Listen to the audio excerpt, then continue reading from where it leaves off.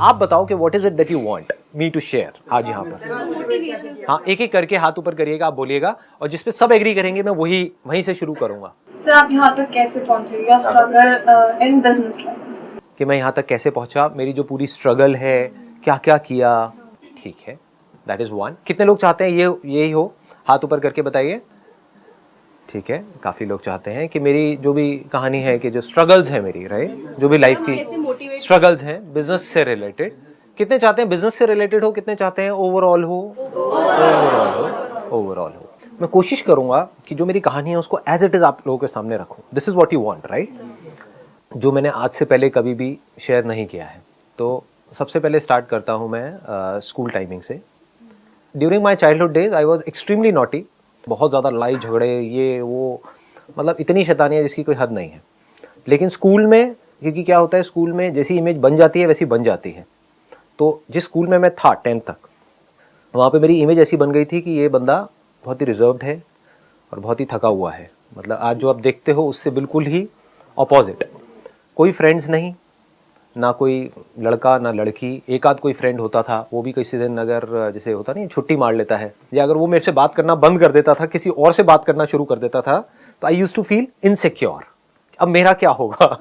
एक ही दोस्त है ले दे करके, अगर वो भी होता नहीं ग्रुप बनने लग जाते हैं, जैसे ही हमारे बीच में कोई तीसरा आता था हम दो लड़के ही थे वैसे, और कुछ भी गलत नहीं था वहां पर हाँ, लेकिन दोस्ती थी। जैसा होता है ना कि एक इनसिक्योरिटी होती है, कि मैं उस पर डिपेंड था पूरी तरीके से, कि अगर लंच ब्रेक में जाना है तो उसके साथ में जाना है, उसके साथ में हंसी मजाक। हमारी एक ट्यूनिंग थी कि मेरे जोक वो समझता था, उसके जोक मैं समझता था, ऐसे करके। मतलब हमारे कुछ कोड वर्ड्स होते थे जो हम एक दूसरे के समझते थे। जैसे बताऊं या नहीं ये बातें?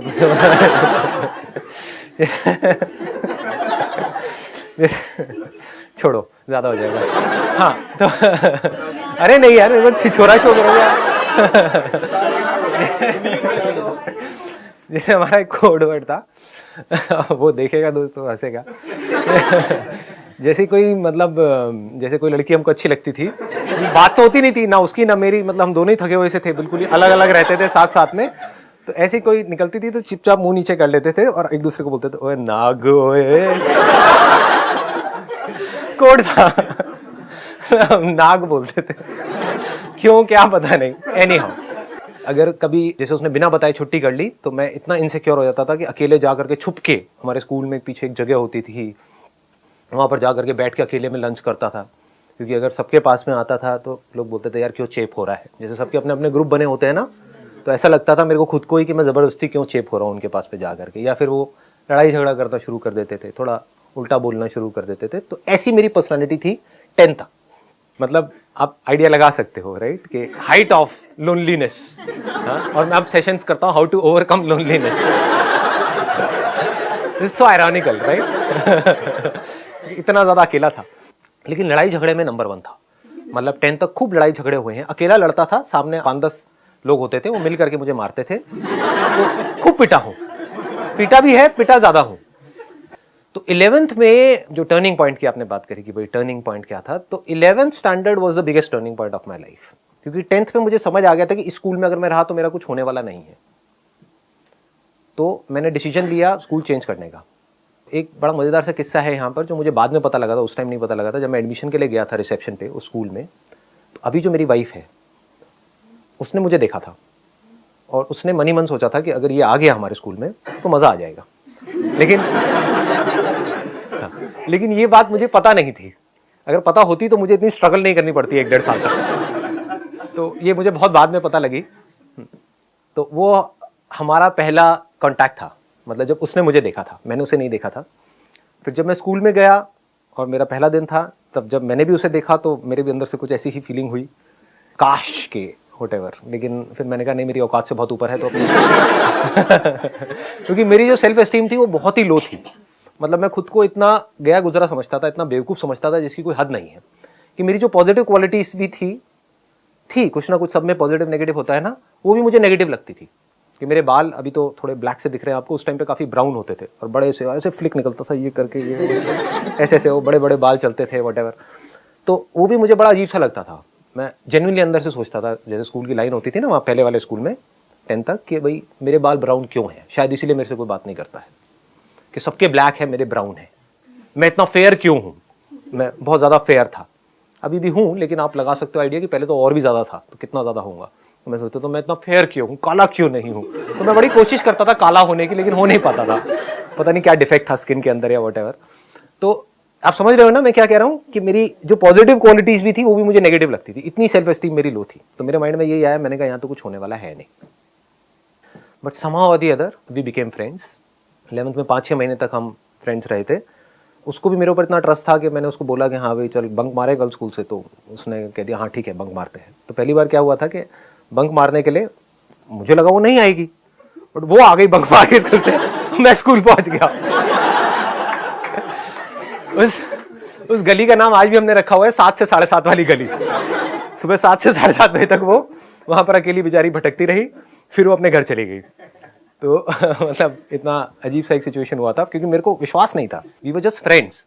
तो मुझे नहीं लग रहा था कि वो आ जाएगी, लेकिन जब मुझे पता लगा तो मैंने कहा भैया ये तो मजे आ गए और क्या चाहिए। हाँ, फिर हमने इकट्ठे स्कूल से बंक मारने शुरू करे थे। अब ये मैं बता तो रहा हूँ आप लोगों को, लेकिन ये अब वैसे स्कूल से तो आप लोग निकल चुके हो। हाँ, तो जो स्कूल में है उन बच्चों को मैं कहना चाहूँगा ऐसा कुछ मत करिए प्लीज़। हाँ, तो मेरा 11th तो ऐसे ही निकला। 12th स्टैंडर्ड में क्या हुआ कि मेरे अंदर से एक पढ़ने का मेरे अंदर एक कीड़ा आ गया। मैंने बताया भी था अपने एक सेशन में, पावर ऑफ फोकस वाले सेशन में क्या हुआ था। अपने फ्रेंड के साथ में सिगरेट विगरेट बहुत पीता था, तो सुट्टा मार रहा था और ये वो बातें हुई और ऐसे करके तो अंदर से आ गया कि नहीं यार मेरे को पढ़ना है। तो उस टाइम पे फिर 12th में मैंने पूरा अपना फोकस डाल दिया पढ़ाई के ऊपर, और उसकी वजह से मेरा और इसका रिलेशन थोड़ा थोड़ा ख़राब होने लग गया। क्योंकि ये कहती कि अच्छा पढ़ाई ठीक है पढ़ लो, लेकिन ये थोड़ी कि मुझे बिल्कुल ही तुमने छोड़ दिया।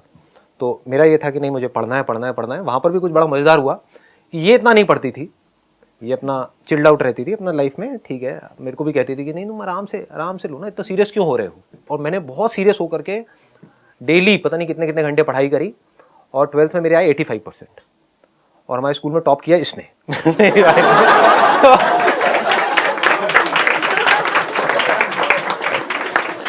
और तब भी मेरी बड़ी ईगो हर्ट हो गई थी। ये बड़ा अजीब सा कैरेक्टर था उस टाइम पे। मैंने कहा ये क्या हुआ है, तूने बताया भी नहीं कि तू इतना पढ़ रही है। और वो पढ़ाई में इतनी एक्स्ट्राऑर्डिनरी थी भी नहीं। मतलब 11th में क्या हुआ था, उसकी 2 सब्जेक्ट्स में कंपार्टमेंट आ गई थी। ऑल्दो पढ़ाई में अच्छी थी, लेकिन हमारा जो अफेयर था वो फैल गया था पूरे स्कूल में, प्रिंसिपल तक और यहाँ वहाँ। तो उन्होंने दिमाग लगाया, उनकी ये स्ट्रैटेजी थी हमारे स्कूल वालों की उधर की, कि जब भी ऐसा कुछ हो तो एक को बाहर कर दो स्कूल से, समझ गए। तो मेरे को बाहर करने की उनमें हिम्मत नहीं थी, क्योंकि मैंने एक बहुत बड़ा कांड किया था 11th स्टैंडर्ड में, तो वो पूरे स्कूल में सबको पता था। Do you want to know कि क्या कांड किया था? That was also turning point of my life. तो बता देता हूँ। उसमें क्या हुआ था कि मैं जिस स्कूल से आया था वहाँ पर इतने बड़े बच्चों को मारते नहीं थे, मतलब कि 10th 11th में नहीं मारते थे। हाँ, बचपन में तो बहुत मार खाई है, 4th 5th 6th में तो बहुत पिटाई होती थी, लेकिन 10th 11th 12th में मैंने वहाँ पर नहीं देखा था उस स्कूल में किसी को मारते हुए। लेकिन यहाँ पर नॉर्मल था कि आप 11th में हो 12th में हो, पिटाई होगी तो होगी, रोज होनी ही होनी है पिटाई। मतलब ऐसा स्कूल था ये, इतनी ज़्यादा यहाँ पे दहशत फैलाई हुई थी कुछ लोगों ने। उसमें से एक पीटी सर थे जो ये टिपिकल जो होते हैं। हाँ, तो अब क्या हुआ कि मेरे को आदत थी नहीं मार खाने की, क्योंकि बाहर भी मैंने बताया कि मेरे लड़ाई झगड़े बड़ी जल्दी हो जाते थे, ज़रा सा भी कुछ होता था तो मार पिटाई ये वो शुरू हो जाता था 1 मिनट के अंदर अंदर। तो यहाँ पे क्या हुआ, इनको पता नहीं था, इनको सर को, तो इनके भी अंदर कहीं ना कहीं आया होगा कि यार लड़का नया आया है, चलो इसको ठीक करते हैं, अपने सांचे में ढालते हैं। इनको पता नहीं था कि मैं ढलने वाले में से नहीं हूँ। तो अब क्या हुआ कि इन्होंने लाइन में सबको खड़ा किया, उनके हाथ में एक डंडा रहता था, अच्छा लकड़ी का मोटा सा डंडा। तो वो एक एक करके सबको मारते हुए आ रहे, जैसे हाथ आगे करो ताड़, हाथ आगे करो ताड़। मेरे पास तक पहुंचे, I was the 4th number. मैं कहा सर मारना मत प्लीज़, बात कर लो जो करनी है, मारना मत। मार वार खाने की मेरी आदत नहीं है, मतलब बचपन में बहुत पिटाई हुई है तो मेरे अंदर मैं बहुत भरा हुआ हूँ। अगर आपने मारा तो कुछ भी हो सकता है व्हाटएवर। तो उन्होंने कहा अच्छा तू धमकी दे रहा है मेरे को। तो उन्होंने लिया, बाकी सबके तो यहाँ मार रहे थे, मेरे डंडा लेकर के पीछे या पैर के पीछे काव्स के ऊपर खींच करके मारा। मतलब वो सूज गया था करीबन 10-15 दिन तक के लिए, तो अच्छे तरीके से मैं वहीं पे गिर गया। मतलब इतनी तेज पड़ा था कि मैं वहीं गिर गया। फिर मैं खड़ा हुआ, तो फिल्में देखी थी। खड़ा हुआ, मैं कहा सर मारा क्यों आपने? मैंने कहा था ना मत मारना, मारा क्यों? तो उस बंदे को पता नहीं था कि ये बंदा मतलब इस हद तक चला जाएगा। तो उन्होंने कहा अच्छा तू धमकी दे रहा है मेरे को। उन्होंने खींच के थप्पड़ मारा मेरे यहाँ, मतलब अच्छे तरीके से घुमा के। और फिर जैसे होता है ना, कुछ देर के लिए तो तारे नजर आ जाते हैं दिल में। हाँ, एकदम से कुछ समझ नहीं आया क्या हुआ है, लेकिन फिर जैसे ही थप्पड़ पड़ा मैंने कहा नहीं ये ज़्यादा हो गया है, मतलब जब थप्पड़ पड़ा तो फिर मैंने अपनी टाई ढीली करी, मैंने कहा मार तू तू पे आ गया था। मैंने कहा ये तो ज़्यादा ही हो गया है, मतलब एक मारा दो मारा, मतलब ये क्या क्या बदतमीजी हो रही है। मैंने कहा मार आज कितना मारता है। टाई ढीली करी, शर्ट बाहर निकाली, शर्ट के ऐसे करके हल्के से बटन फाड़े, मार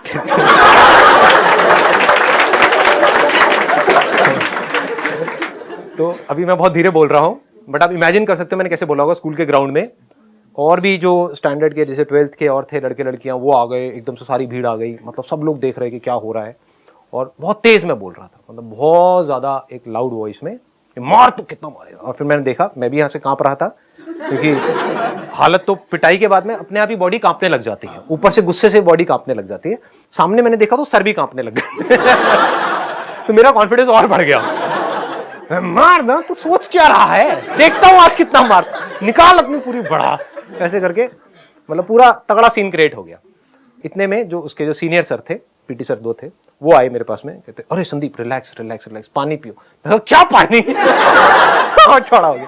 लेकिन जब मैंने उनके साथ ऐसा किया तब मुझे अंदर से लगा बेटा तू तो गया, ये अब थोड़ा ज्यादा हो रहा है। मैं कहा सर देखो ना क्या क्या, थोड़ा सा संभाल लिया था क्योंकि अंदर से तो मेरी हालत टाइट हो गई थी। मैंने कहा बेटा ये बहुत बड़ा रायता फैला दिया तूने, अब तू गया। लेकिन हैविंग सेड दैट, कहीं ना कहीं ये कॉन्फिडेंस भी था कि नहीं यार जो उसने किया, बंदे ने मारा तो है ही, और मारना अलाउड नहीं है, ये उस टाइम पे वैसे कॉमन था, लेकिन फिर भी अंदर से था। तो सामने वाला बंदा भी डर गया। फिर थोड़ी देर में वो सर आए, उन्होंने मेरे को रिलैक्स किया, इधर से दोस्तों ने रिलैक्स किया, ये किया वो किया। फिर थोड़ी देर में वो सर आए जिनके साथ में ये सब कांड हुआ था, उन्होंने भी आके बोला सॉरी संदीप ये वो व्हाटएवर, ऐसी अपनी उनकी आवाज़ थी बड़ी फनी सी सॉरी आज के बाद ऐसा कुछ नहीं सर कोई नहीं सर, क्या हो गया सर, हो जाता है, आई अंडरस्टैंड, कोई बात नहीं सर। सर संदीप देख लो कुछ है तो नहीं ना तुम्हारे मन में, तो नहीं। मैं मेरे मन में क्या होगा सर, कोई नहीं, मेरा तो जो होना था सो हो गया। उसके बाद में जैसे से ऊपर गया पूरे स्कूल में बात फैल गई थी। तो I became an overnight, what do you call it, as a hero और a super hero of that particular school. जहां भी जाता था और देखो वही है। और बात क्या हो गई, मैंने मारा नहीं था सर को, लेकिन सब कह रहे थे इसने सर को मारा है, सर को मारा है। बात फैल गई, जबकि मैंने मारा नहीं था, मेरी तो खुद की हालत टाइट थी। मैंने कहा यार ये क्या हो गया, एनी हाउ। तो लेकिन बात ऐसे फैल गई कि ये वही लड़का है जिसने सर को मारा, इससे थोड़ा बच के रहना, व्हाटएवर, ऐसे करके। तो वैसा एक माहौल बन गया था। तो I think, I may be wrong, but I think इस वजह से मुझे 11th में पास कर दिया, क्योंकि लोगों को लगा कि ये तो भैया पागल है, ये पता नहीं क्या करेगा, कहीं स्कूल के बाहर जाकर के सर को, मैडम को ना पकड़ ले, व्हाटएवर। कहीं ना कहीं डरते तो वो भी है, राइट, उनके अंदर भी डर होता है। तो उन्होंने मुझे पास कर दिया, लेकिन मेरी उसको फेल कर दिया, मतलब उसकी 2 में कंपार्टमेंट आ गई। इसके बाद सीधा ही क्या हुआ कि 12th में टॉप किया किसने, अगेन मेरी वाइफ ने, और उसका नाम 10 साल तक वहाँ पे स्कूल के वहाँ पे लिखा रहा। तो एक तरह से देखा जाए तो स्कूल के ऊपर भी एक बहुत बड़ा एक क्वेश्चन मार्क है कि 11th में जिसकी कंपार्टमेंट आई थी वो she was the topper of that particular school in that particular year. तो ये थी 12th तक की कहानी। अब 12th में क्या हुआ कि 9th-10th में ही मेरे घर की हालत ख़राब होनी शुरू हो गई थी फाइनेंशियल लेवल पे, और 11th-12th में तो बहुत ही ज़्यादा ख़राब थी। तो 12th में कहीं ना कहीं मेरे ऊपर एक प्रेशर भी था कि मेरे को जल्दी से जल्दी कुछ करना है, as far as making money is concerned. पैसा भी कमाना है और जल्दी से अपने आप को कुछ करना है, मतलब ये नहीं पता था क्या करना है क्या नहीं। तो 12th में जो मैंने पहला काम किया वो था कि 12th से निकलते ही मैंने एक हेल्पलाइन खोली थी। अब ये आप लोगों को पता नहीं होगा किसी को भी, क्योंकि मैंने इस सब के बारे में बात नहीं करी, और मैं कोशिश करूँगा वही पॉइंट्स यहाँ पर टच करने की जो किसी को पता नहीं है अभी, जो मैंने किया नहीं। तो मैंने पैम्फलेट छपवाए 2500 रुपये के, उसमें था what to do after 10+2 question mark. और वो एक हेल्पलाइन थी कि अगर आपने अभी 12th पास करी है और आप जानना चाहते हैं आगे क्या करियर चूज करना है, तो आप यहाँ पे फ़ोन कर सकते हैं। मैंने अपने घर का लैंडलाइन नंबर दिया था, और आप पूछ सकते हैं सर से कि संदीप सर से कि हमें क्या करना चाहिए। और वो संदीप सर कौन है, वो खुद 12th पास है तो मैंने क्या किया था, इस तरह की जो और हेल्पलाइंस थी या जो और करियर काउंसलर्स थे वहां पर गया, क्योंकि जुगाड़ू तो मैं शुरू से ही रहा हूँ। तो वहां पर गया, उनसे जा करके सारी इंफॉर्मेशन ले ली, वो लिख लिया, सारा बना लिया, अच्छे से रट लिया। तो कोई भी फोन आता था तो बड़े कॉन्फिडेंस से बात करता था। लेकिन कई बार हो जाता था वो एंड में पूछते थे सर आपने क्या किया, आपको इतनी नॉलेज है। मैंने कहा अभी 12th के एग्जाम दी है उसके बाद बड़ी गालियां पड़ती थी, क्योंकि मैं झूठ नहीं बोल सकता। मतलब अगर कोई पूछेगा तो मेरे को सच बोलना है, घुमा फिरा करके नहीं, सीधा बोल देता था। लेकिन हुआ क्या, यहाँ पे 2500 रुपये मैंने लगाए थे। इसका बिजनेस मॉडल मेरा ये था, आइडिया ये था कि यहाँ से मैंने एक इंस्टीट्यूट में टाइप कर लिया। एक इंस्टीट्यूट मैंने ज्वाइन किया था NIS के नाम से, national institute of sales and marketing. अब मुझे पता नहीं वो है या नहीं है। मुझे था कि जल्दी कुछ करना है, मेरे अंदर पेशेंस नहीं है शुरू से ही, पता नहीं क्यों। मतलब जैसे लोगों में होता है ना, बड़ा पेशेंस होता है कि मैं पहले 3-4 साल तक ये पढ़ूंगा, फिर मैं ये करूंगा, फिर मैं ये, मेरा होता है कि नहीं अभी करना है। 12th से निकला हूं, मेरे को ये नहीं था कि अब 3 साल करके फिर MBA करना है, मुझे था कि अभी करना है MBA। तो MBA के इक्विवेलेंट ऐसा क्या है जिसको अभी किया जा सकता है? तो उस टाइम पे मुझे NIS नजर आया, which was a private institute, but उसका करिकुलम बड़ा इंटरेस्टिंग था, तो मैंने सारा समझा और वहां पे एनरोल कर लिया। तो वहां पे जब मैंने एनरोल किया तो वैसे ही उन्होंने मेरे को आइडिया दिया कि अगर आप किसी को रेफर करते हो तो आपको 20% मिलेगा। तो वहां से हेल्पलाइन वाला आइडिया आया। बहुत सारे फोन आए, बहुत लोगों से बात करी, उसमें से फाइनली एक बंदे ने ज्वाइन कर लिया था। तो वहां से मुझे 4,500 रुपये मिले थे, क्योंकि उसने 6 महीने का ज्वाइन किया था। तो 2,500 लगाए और 4,500 रुपये कमाए। किसने? 18 साल के लड़के ने, जिसने अभी 12th के एग्जाम्स दिए थे। तो ये था मेरा पहला एक्सपीरियंस। अब इसको क्या होता है, हम लाइफ में क्या करते हैं, हमेशा इमीडिएटली देखते हैं चीजों को कि इसका मुझे क्या फायदा है, क्या नुकसान है। तो आप क्या कहोगे, अच्छा इसमें इसका मतलब 2,500 लगाए और 4,500 रुपये आए, मतलब 2,000 रुपये कमाए। 2,000 नहीं कमाए, यहां से मैंने एक एक्सपीरियंस कमाया। उस एक्सपीरियंस की क्या वैल्यू है? दैट इज सो प्रेशियस, जिसकी कोई लिमिट ही नहीं है। बात करना आ गया ना लोगों से, कॉन्फिडेंस बढ़ गया ना। सोचो मेरा कॉन्फिडेंस कितना बढ़ गया होगा उस टाइम पे कि 12th में हूँ और 12th वालों को ही बता रहा हूँ। मतलब एक अलग ही किक आती है ऐसी हरकतें करने में। समझ रहे हो ना? हाँ, तो ऐसी ये चीज हुई थी। ये पहला था एक्सपीरियंस। उसके बाद में मैंने NIS ज्वाइन किया, which was again a great experience, क्योंकि वहां पर क्या खास बात थी, वहां पे सब कुछ प्रैक्टिकल था। मेरा शुरू से इंटरेस्ट इस चीज में रहा है कि I was never interested in a degree और अ डिप्लोमा और वट एवर इट इज। मेरा शुरू से ये था कि कहीं से कुछ प्रैक्टिकल मुझे सीखने को मिले। शुरू से एक सीखने वाला एटीट्यूड रहा है। तो जब मैंने उनका पूरा करिकुलम समझा तो वहाँ पे बहुत सारे role plays, group discussions, presentations, शायद ये सब जो मैं अभी कर रहा हूँ उसमें उसका भी बहुत बड़ा हाथ है, क्योंकि वहाँ पे क्लास के सामने डर डर करके बहुत सारी प्रेजेंटेशंस दी है, रोल प्लेज हुए, ग्रुप डिस्कशंस हुए हैं। तो कहीं ना कहीं वहाँ से भी एक कॉन्फिडेंस आया है। तो वो जो मैंने किया 1 साल तक, वो मेरे को अगेन बहुत हेल्प किया। उसको भी मैंने शायद बीच में छोड़ दिया था, हाँ शायद नहीं, पक्का बीच में छोड़ दिया था। मतलब मेरा पता नहीं, शुरू से ये रहा है कि मैं कोई भी चीज़ करता हूं तो उसको पूरा कंप्लीट नहीं करता हूं। 1 साल का था, बाकी सबने पूरा किया, 1 महीना पहले मैंने उसको छोड़ दिया। क्यों छोड़ दिया? मैंने कहा नहीं, मज़ा नहीं आ रहा। जबकि बाकी सबका एटीट्यूड क्या था, क्योंकि वो सब कर रहे थे डिप्लोमा के लिए कि चलिए यार कंप्लीट करते हैं, कभी फ्यूचर में जॉब करनी पड़ी तो काम आएगा। मेरा ऐसा माइंडसेट था ही नहीं। मैंने कहा मेरे को सीखना था, जो सीख लिया, अब आगे आने वाले 1 महीने में कुछ नहीं है, तो 11 महीने में छोड़ दिया। ऐसे ही I was in Kirorimal College, क्योंकि वहाँ पर बहुत ज़्यादा अटेंडेंस का पंगा नहीं था। 2 साल किया अच्छे से, मार्क्स भी ठीक ठाक आए थे। पहले साल में it was around I think 65% something, second year में इट वॉज अगेन अराउंड 60-62%।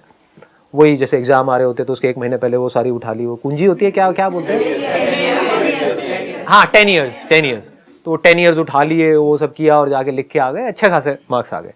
लेकिन 3rd ईयर में उसको भी छोड़ दिया।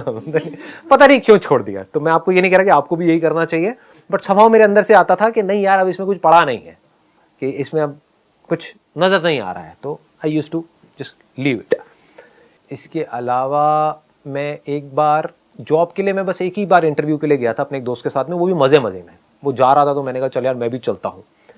एक दिल्ली गुड़गांव रोड के ऊपर एक रेडिसन होटल है, वहाँ पर उस टाइम पे कुछ कॉल सेंटर्स के लिए इंटरव्यूज चल रहे थे। उस टाइम पे नया नया ये BPO कॉल सेंटर्स ये नया नया शुरू हुआ था, अराउंड 20-21 ईयर्स बैक। तो मैं गया, वहाँ पे 5-6 राउंड थे और मैं शायद 3रे राउंड तक पहुँचा था, फिर बाहर हो गया, वट एवर। तो आई एम सो ग्लैड कि नहीं हुआ मेरा, नहीं तो पता नहीं मैं क्या कर रहा होता। क्योंकि क्या होता है कि एक बार आदमी अगर कंफर्ट जोन में चला जाए, एक बार अगर मेरे को लत लग जाती एक 18-19 साल के लड़के को, क्योंकि बाकी मैंने अपने दोस्तों के साथ में होते हुए देखा है कि एक बार वहां से पैसा आने लग जाता है 10-15 हज़ार रुपए, तो फिर वहां से निकलना is almost next to impossible, क्योंकि एक रूटीन बन जाता है। तो ये मेरा पहला और आखिरी अटेम्प्ट था जॉब से रिलेटेड, गया और नहीं हुआ। इसके अलावा और कहीं से मुझे जॉब मिले ऐसा कोई रास्ता, मैंने ऐसा कोई दरवाजा खुला छोड़ा ही नहीं था। जब डिग्री नहीं, डिप्लोमा नहीं, तो 12वीं पास को कोई क्या नौकरी देगा। तो कहने का मतलब है दरवाजे सारे बंद हुए पड़े थे। 12th के बाद ही, जस्ट बाद में ही, मतलब कहने का है मैं बहुत कुछ एक साथ कर रहा था। 12th के जस्ट बाद में ही मैंने एक multi level marketing company join करी थी, और वहां पर मैंने बताया भी ऐसे एक्सपीरियंस के बारे में पहले, तो ज़्यादा डिटेल में नहीं बताऊंगा, शॉर्ट में बोल के आगे बढ़ जाऊंगा। वहां पर स्टेज पे देखा लोगों को बोलते हुए, प्रेजेंटेशंस देते हुए, तो कहीं ना कहीं शायद तभी से मेरे अंदर ये डिजायर आ गया था कि मुझे भी कभी कुछ ऐसा करना है। तो ये जो अभी हो रहा है उसमें कहीं ना कहीं वो भी सीड है। I used to sit in an audience of around say 300 people, 500, 1000 people, and used to see somebody talking about something on stage कि ये वो वट और प्लस पैसे के मामले में भी दिमाग वहाँ से खुल गया था। 20-21 साल के लड़कों से मैं मिल रहा था वहाँ पे, मतलब होता था ना, एक अपलाइन होती थी, डाउन लाइन होती थी, वट जिनको पता है मल्टी लेवल मार्केटिंग के बारे में, तो वो मिलवाते थे कि देखो ये तुम्हारे जैसा ही है। तो कहीं ना कहीं दिमाग में ये आ गया था कि मैं भी कर सकता हूँ। सो ये आना बहुत ज़रूरी होता है, क्योंकि जहाँ मैं ये सोच रहा था कि कहीं से 10-15 हज़ार रुपये भी आ जाए तो बहुत है, जहाँ ये सोच थी वहाँ पर ये आ गया था कि हाँ 1-1.5 लाख रुपये कोई बड़ी बात नहीं है, कमा लूँगा, ऐसे कमा लूँगा। तो वो किया, लेकिन वहाँ पर फेल हो गया। वहाँ पर एक बंदे को मैंने अपने साथ में ज्वाइन कराया था, उसके बाद में घर वालों ने इधर उधर बड़ी धजिया उड़ाई थी कि भाई वटेवर, क्योंकि बातें बड़ी बड़ी कर दी थी मैंने ऑलरेडी, और बहुत ज़्यादा बड़े लेवल पे करी थी, स्पेशली अपने रिलेटिव्स के साथ में। जो मतलब यहाँ से मैंने ये सीखा है, और अगर आप मेरे से जानना चाहो तो कभी भी अपने से जो बड़े हैं उनसे ज़्यादा बड़ी बातें मत करो, क्योंकि वो बहुत लेते हैं। उनको आप माँ बहन की गालियाँ दे करके चुप नहीं करा सकते ना, जो रिलेटिव्स हैं, तो वहाँ पर चुप ही रहो। तो वो किया। उसके बाद में साथ में KM के अंदर, दैट इज़ केरोड़ी मल कॉलेज, जहाँ पर मैं था, वहाँ पे कुछ फैशन शोज़ करे एज अ मॉडल। ये KM में साथ में चल रहा था मॉडलिंग का, उधर से मल्टी लेवल मार्केटिंग चल रही थी। मल्टी लेवल मार्केटिंग कंपनी से जब मैं निकला, उसका नाम नहीं बताऊंगा, लेकिन जब उस कंपनी से निकला at the age of 18 years, तो वहाँ पर एक लिक्विड सोप करके एक प्रोडक्ट होता था। तो मेरे माइंड में आया कि यार मैं खुद ही बना दूंगा लिक्विड सोप, क्या बड़ी बात है। मतलब वो 400-500 रुपये का था वो लिक्विड सोप की जो डब्बा था, तो मैंने खुद अपनी एक लिक्विड सोप मैन्युफैक्चर करी in the range of around 10-15 रुपये की रेंज में, जिसकी कॉस्ट मुझे आती थी 5 रुपये के आसपास। तो दिल्ली में एक जगह है घंटा घर करके, तो मैं वहाँ पर गया। वहाँ पर कुछ पाउडर्स होते हैं, कुछ केमिकल्स होते हैं, उनको अगर हम मिलाते हैं और उसमें पानी मिलाते हैं और घोलते हैं तो एक बड़ी अच्छी एक लिक्विड सोप तैयार हो जाती है। तो मुझे लगा कि इसमें इन दोनों प्रोडक्ट्स में फ़र्क ही क्या है, कि वो 400 रुपये का है और ये 10 रुपये का है, इसमें फ़र्क ही क्या है। तो मैंने अपने आसपास में जाकर के बेचना शुरू कर दिया। तो अपने फ्रेंड्स को, रिलेटिव्स को, अपनी गर्लफ्रेंड को वैलेंटाइन डे में फूलों के साथ में लिक्विड सोप बहुत काम आएगी आपकी, फर्श साफ करना इससे अपने घर का आप। तो कहने का मतलब that was a multipurpose liquid soap. ये मैंने इन्वेंट करी थी, ये जो लिक्विड सोप है उसके कुछ टेस्ट कराए देखने के लिए कि जो मैंने बनाई है लिक्विड सोप और वो जो 400 रुपये वाली उसमें क्या फ़र्क है, कुछ सर्टिफिकेशंस आएंगे वो। तो कहने का मतलब बड़ा डीपली इसके अंदर गया, बहुत कुछ किया, बहुत लोगों से मिला करा, लेकिन ये भी फेल हो गया, चला नहीं। इसमें भी मजाक खूब उड़ा, फ्रेंड्स में, रिलेटिव्स में, आ गया लिक्विड सोप वाला, आ गया लिक्विड सोप वाला आ गया तो लेकिन सीखने को बहुत कुछ मिला। मैंने कोई भी बड़े पंगे नहीं लिए लाइफ में। अगर आप ध्यान से मेरी लाइफ को ऑब्जर्व करोगे, बड़े पंगे इन द सेंस कि कोई भी ऐसा पंगा जहां पर के बहुत ज्यादा पैसा इन्वेस्ट कर दिया हो या एकदम से सड़क पे आ जाओ। धीरे धीरे छोटे छोटे पंगे। जो multi level marketing company join करी, वहां पे 4-5 हज़ार रुपए लगे थे, तो that was not a big risk. 2,500 रुपए में पैम्फलेट निकाले थे, व्हाट टू डू आफ्टर 10+2, तो वो भी कोई ज्यादा मेजर नहीं था। लिक्विड सोप बनाई घंटा घर में जाकर के, इसमें भी कोई खास खर्चा नहीं, 500-700 रुपए लगे थे, प्लस बस में आना जाना 10-10 रुपए की टिकट, तो आप अगर लगाओ तो 1,000-1,500 रुपए उसमें लगे थे। तो कहने का मतलब छोटे छोटे पंगे लेता चला गया। हाँ, पढ़ाई के लिए क्योंकि मेरे को बहुत ज़्यादा अपनी तरफ अट्रैक्ट कर रहा था NIS का, तो वहाँ पे एक मेजर इन्वेस्टमेंट हुई थी जो मैंने घर वालों से पैसे लिए थे। दैट वाज अराउंड 50,000 जो वो कोर्स किया था, but that was worth it. मतलब वहाँ से जो सीखा प्रैक्टिकली, दैट इज़ अमेजिंग, जो मुझे आज पता है कि वो क्या है, उसकी जो वैल्यू है। एनीहाउ, फिर मैंने अपने एक दोस्त का पोर्टफोलियो देखा जो KM में मेरे साथ में था, वो भी एज अ मॉडल, उसने अपना कहीं से फोलियो बनवाया था। तो that was something very interesting. तो that's how I got into photography. और फिर फोटोग्राफी में मैंने शुरू में बहुत फ्री के शूट्स करे, अपने दोस्तों के, फ्रेंड्स के, इनके उनके, पकड़ के आजा भैया, तू भी आजा, तू भी आजा, तू भी आजा, तू भी आजा, बच्चा बड़ा बूढ़ा किसी को नहीं छोड़ा। मतलब जो भी मिल जाता था कि भाई मैं तैयार हूँ कराने के लिए, तो आज आप तू बस, और छोड़ता नहीं था उसको। मतलब ये नहीं कि अगर मैं फ्री में कर रहा हूँ तो बस उसका किया फटाफट से और छोड़ दिया, नहीं। मतलब अगर वो सुबह आया है मेरे पास में, जब तक वो रो नहीं पड़ेगा, मतलब जब तक शाम नहीं हो जाएगी, शाम भी क्या, रात नहीं हो जाएगी, शाम इज अ रॉन्ग वर्ड, रात नहीं हो जाएगी, क्योंकि शाम तक भी क्या होता था, हल्की हल्की लाइट आ रही होती थी। जैसे हमारे घर के पास में एक छोटा सा एक पार्क था, वहां पर एक फाउंटेन सा बना हुआ था जो चलता नहीं था, पूरा गंदा सा था। वो मेरी बड़ी अच्छी जगह थी क्योंकि वहां पे एक लाइट लगी हुई थी, तो वहां पे अंदर फाउंटेन में ले जाकर के बंदे को बिठा देता था, लाइट के पीछे से उसकी हल्की सी शक्ल, भयानक फोटोग्राफ्स, मतलब वो दिख रही होती थी, लेकिन तब तक भी थोड़ी थोड़ी फोटो आ रही होती थी, तो छोड़ता नहीं था उसको मैं। मतलब सुबह बुलाता था और शाम तक लगा रहता था। कहने का मतलब था I was too passionate about what I was doing, photography, and I was making close to around 25,000-30,000 rupees in a month. मतलब नेट आप कह सकते हो 20-25 हज़ार रुपये यहाँ से फोटोग्राफी से कमा रहा था, इतना काम चल गया था। फिर उसके बाद में एक और मल्टी लेवल मार्केटिंग कंपनी आई, वो मेरा एक फ्रेंड आया, उसके साथ में मैं गया, कहीं ना कहीं कीड़ा तो था ही। वो थोड़ा और बड़े लेवल की थी, वो बंद हो गई थी, उसका नाम मैं ले सकता हूँ, जापान लाइफ नाम से थी। तो वो उस टाइम पे बहुत चलती थी, मतलब वहाँ पे ज्वाइनिंग जो थी दैट वाज अराउंड 70,000 रुपीज़ की ज्वाइनिंग, और वहाँ पे गेम भी बहुत बड़ा था, मतलब इट वाज लाइक बहुत बड़े लेवल पे थी वो जो कंपनी थी। तो फिर मेरे पास में इतने पैसे नहीं थे, तो उसमें से कुछ पैसा तो जो बंदा मेरे को ले करके गया था उसने डाले, कुछ मैंने अपना कैमरा बेचा, थोड़ा बहुत इधर उधर से पैसा लिया, ये लिया वो गया करके उस कंपनी के अंदर घुस गया। वहाँ पर 11 महीने के अंदर अंदर मैं एक ऐसे लेवल पे आ गया जिसको बोलते हैं डायरेक्ट डिस्ट्रीब्यूटर, मतलब डीडी एक लेवल होता है, वहाँ पे लेवल्स होते हैं। तो मेरा एक नेटवर्क बन गया था करीबन 125 लोगों का, and I was making close to around 1 से 1.25 लाख रुपए महीने का at the age of 20 years. लेकिन अंदर से आया कि नहीं अपनी खुद की कंपनी खोलनी मल्टी लेवल मार्केटिंग कंपनी, तो मैंने वहाँ से रिज़ाइन कर दिया। तो इस डिसीजन को सुन करके घर वाले थोड़ा घबरा भी गए थे। सबकी सजेशन यही थी कि इतनी आफत क्या है, 4-5 महीने बाद कर दियो रिज़ाइन, समझ रहे हो ना, कि मतलब इतना काम किया है तो 11 महीने में रिज़ाइन करने की क्या ज़रूरत है, मतलब you can wait for another 5-6 months, तो 6-7 लाख रुपए वहाँ से आ जाएगा, तो कुछ होगा पैसा, फिर रिज़ाइन कर दियो। मैं कहा नहीं, अब मेरे अंदर से आ रहा है कि मुझे तो अब यहाँ पर मज़ा नहीं आ रहा है, there is nothing more here, यहाँ पर जो मुझे नहीं लग रहा कि यहाँ पे कुछ और हो सकता है। तो वहाँ से रिज़ाइन किया और फिर अपनी एक मल्टी लेवल मार्केटिंग कंपनी खोली 3 लोगों के साथ पार्टनरशिप में। सेल वाइज देखा जाए तो बहुत सक्सेसफुल हुई वो कंपनी, लेकिन जब वो कंपनी बंद हुई तो मेरे हाथ में 1 रुपये भी नहीं आया, जो लगाया था वो भी गया, because of some differences in the partnership which I don't want to disclose here. उसके बाद में मैंने वहाँ से जब निकला तो मैंने अपनी बुक लिखी नेटवर्क मार्केटिंग के ऊपर, वो आपने देखा होगा सेमिनार के अंदर, उल्टी किताब, वो भी फ्लॉप हो गई, उसका भी कुछ नहीं हुआ। फिर वापस से मेरा एक बहुत पुराना एक फ्रेंड है, अपना कहीं से फोलियो बनवा करके लाया, तो उसका मैंने फोलियो देखा करा, तो वापस से याद आया कि अरे मैं तो फोटोग्राफर हूँ मैं बैठ करके दुखी क्यों हो रहा हूँ। फिर मैंने वापस से कैमरा खरीदा और वापस से कुछ लाइट्स वगैरह खरीदी, और बेसिक ही अपने घर में ही अपने कमरे में, टॉप फ्लोर पे मेरा एक कमरा था, उसी में मैंने सारे बेड हटा के और हल्का सा बैकग्राउंड लगाया, 2 लाइटें लगाई और कैमरा लिया और शुरू। तो वापस से I started making 30-40,000 rupees a month. लेकिन फिर उसमें एक लेवल पे आकर के अटक गया, तो फिर उसके बाद में मैंने वर्ल्ड रिकॉर्ड के लिए ट्राई किया और वर्ल्ड रिकॉर्ड बन गया फोटोग्राफी के अंदर। उसको मैं बहुत ज़्यादा डिटेल में नहीं बताऊंगा क्योंकि वो मैं आई थिंक बता चुका हूँ लास्ट लाइफ चेंजिंग सेमिनार में, तो मैं वहाँ से आगे बढ़ जाता हूँ। And I became the busiest photographer, I will not से द बेस्ट फोटोग्राफर क्योंकि मेरे से बहुत अच्छे फोटोग्राफर्स बैठे थे वहाँ पर, but I became the busiest photographer in terms of the number of portfolios that I was doing. मतलब बहुत सक्सेसफुल हो गया वहाँ से, और आप कह सकते हो बहुत ही कम टाइम में बहुत तेज़ी से वहाँ पे मैं ग्रो करता चला गया। लेकिन फिर अंदर से आया कि नहीं, अब ये मज़ा नहीं आ रहा है ना।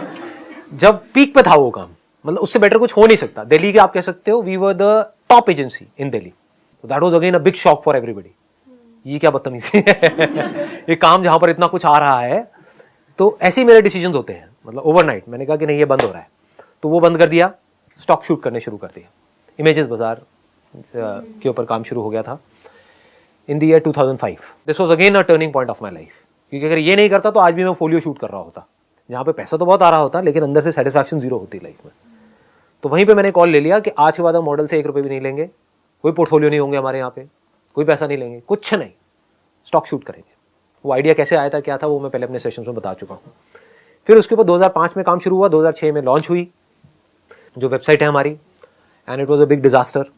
वो बुरी तरह से फेल हो गई, वहाँ पे कुछ नहीं हो रहा था कुछ महीनों तक, 6-7 महीने तक। क्यों? क्योंकि आईटी की मेरे को नॉलेज नहीं थी। फिर उसके बाद में मैंने खुद डीपली समझा सारा कि भाई ये क्या होता है, कैसे डेटाबेस डिज़ाइन होता है, कैसे क्वेरीज बनती हैं, क्या लैग्स हैं, क्या बग्स हैं, क्या है सॉफ्टवेयर में हार्डवेयर में, ये वो सारा समझा। साइट को पूरी तरह से रिवैम्प किया, साइट ठीक हुई, and then there was no looking back. वहाँ से फिर इमेजेस बाजार आगे बढ़ता ही चला गया and it became a huge success. We are the largest company in the world as far as Indian content is concern, Indian videos, Indian images. तो ये है अजीब व गरीब सी कहानी मेरी चलिए जी, wish you all the very best, thank you so much.